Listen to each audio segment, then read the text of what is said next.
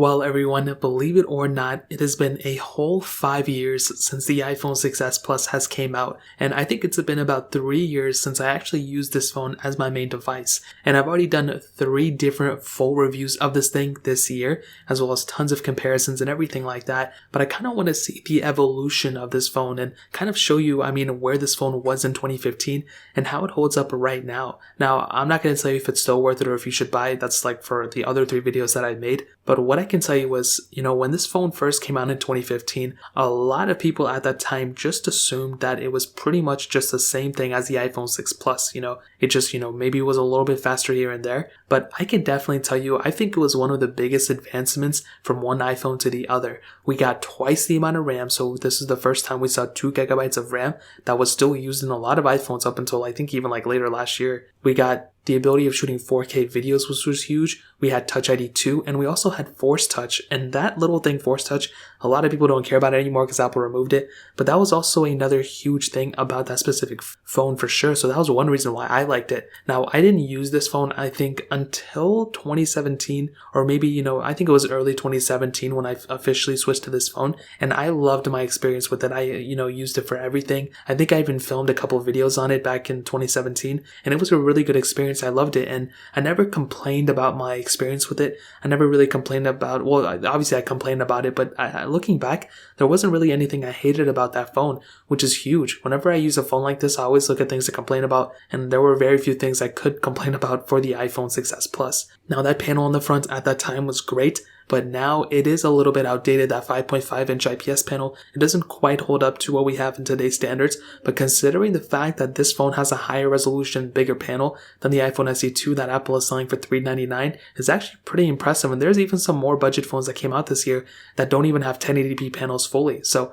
that's another pretty impressive thing for sure. Now, the way this phone feels, I think, is its biggest, advantageous feature, whatever that word is, I don't even know how to say it, but that is probably one of this phone's biggest assets, because it doesn't feel like a cheap phone. Even though this thing is 5 years old, it still feels like a pretty premium phone. Now, it doesn't feel as premium as something like a 12 Pro Max or anything, or even like an iPhone XR, but it still feels pretty good for the most part. And I think when I used that phone, I loved it because of the way it felt and everything. But even now when I pick it up, I'm still pretty surprised that you can pick these things up for like around $100, which is still pretty impressive. Now, one of my favorite things about this phone is that it's still supported with software, and it's still getting iOS support. iOS 14 has been a rocky road on every single device I've owned it on. It's been a horrible experience pretty much. I'll be completely honest. I hate to say it. Actually, I take that back. It's been a good experience besides battery life. If you take battery life and stability out, then it's been a pretty decent ride. But the fact that this phone is still getting support, the fact that it's still getting the same software supports as the 12 Pro Max that just came out,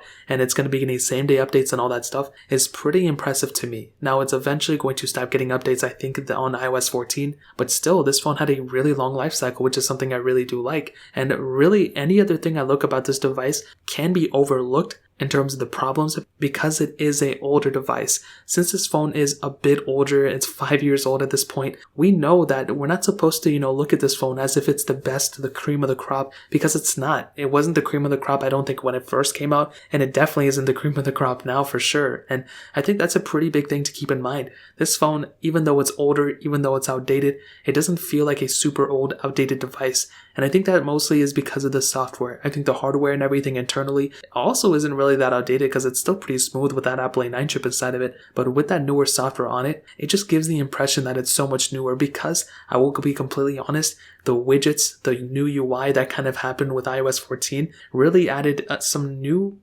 much needed changes for these older iPhones, but even these newer ones. And now there's a pretty big difference from an iPhone 6 Plus to an iPhone 6s Plus right now, beyond everything that I stated at that point, mostly because this phone has a lot more visual changes in the software as well. So if back in 2015 there weren't a lot of changes, there are definitely a lot of changes right now. So what I can tell you is, this phone, when it first came out, a lot of people didn't think it was that, big of a difference or anything. And I think now most people probably forget about the 6s Plus because not a lot of people own it. But I can definitely tell you, this was probably one of the more impactful iPhones that ever came out. And I think eventually people will start realizing that. But I think when you kind of do the research and you kind of see like, wow, the 6 Plus had these many issues and there were these many things wrong with it, but the 6s Plus came and actually perfected those things, or at least fixed those things and eventually, made it a little bit of a better experience, I think a lot more people will start to appreciate the iPhone 6s Plus. So I will tell you, a whole 5 years later, this phone is still setting records. It's still a pretty impressive phone.